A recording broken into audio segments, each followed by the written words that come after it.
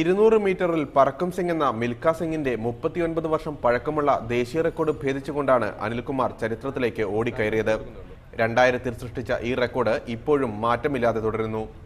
100 മീറ്ററിലെ ദേശീയ റെക്കോർഡും സാഫ് റെക്കോർഡും അനിലിന്റെ പേരിൽ തന്നെ. സിഡ്നി ഒളിമ്പിക്സിൽ പങ്കെടുത്ത അനിൽകുമാർ രാജ്യത്തിനു തന്നെ അഭിമാനമായി മാറി. 12 വർഷം കായിക ലോകത്ത് മിന്നി നിന്ന ഈ ഹരിപ്പാടുകാരന് രാജ്യം നൽകിയതാവട്ടെ കടുത്ത അവഗണന മാത്രം. ഏഷ്യൻ അത്ലറ്റിക് മീറ്റിൽ 100 മീറ്ററിൽ ആദ്യമായി മെഡൽ നേടിയ ഇന്ത്യൻ താരമായിട്ടും അവാർഡുകൾ മാത്രം അനിലിനെ തേടിയെത്തിയില്ല.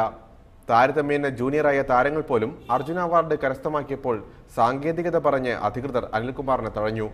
ഇതോടെ മനസ്സുമടുത്ത താരം 2008-ൽ ട്രാക്കിനോട് വിട പറയുകയായിരുന്നു. എന്നാൽ രാഷ്ട്രീയ സ്വാധീനങ്ങളോട് പൊരുതാനുറച്ചു തന്നെയാണ് ഇക്കുറി അനിൽ എത്തുന്നത്. അർഹമായത് പിടിച്ചു വാങ്ങാൻ തന്നെയാണ് തീരുമാനമെന്നും അനിൽ പറയുന്നു. പക്ഷെ പറഞ്ഞ മാതിരി അവർക്ക് കൊടുത്ത മാതിരി തന്നെയുള്ള മാനദണ്ഡത്തിനേക്കാളും എലിജിബിളാണ് എനിക്കെങ്കിൽ എനിക്ക് അർജുന അവാർഡ് കിട്ടിയിരിക്കണം. അതുകൊണ്ട് അർജുന അവാർഡും അതേമാതിരി ജീവരാജ അവാർഡ് അടുത്ത വർഷം കിട്ടിയില്ലെങ്കിൽ ഞാൻ കോർട്ട് ത്രൂ തന്നെ മുന്നോട്ട് പോകാൻ തീരുമാനിച്ചിട്ടുണ്ട്. സ്പ്രിന്റ് ഇനങ്ങളിൽ തന്റെ പേരിൽ നിലനിൽക്കുന്ന റെക്കോർഡുകളെ സാക്ഷി നിർത്തി അനിൽ കേരളത്തിന്റെ ട്രാക്കിൽ വീണ്ടും ഇറങ്ങും. അംഗീകാരത്തിന് കാതോർക്കാതെ റെക്കോർഡുകൾ തകർത്തെറിയാൻ. PL കിരൺ, മീഡിയ 1, കൊല്ലം.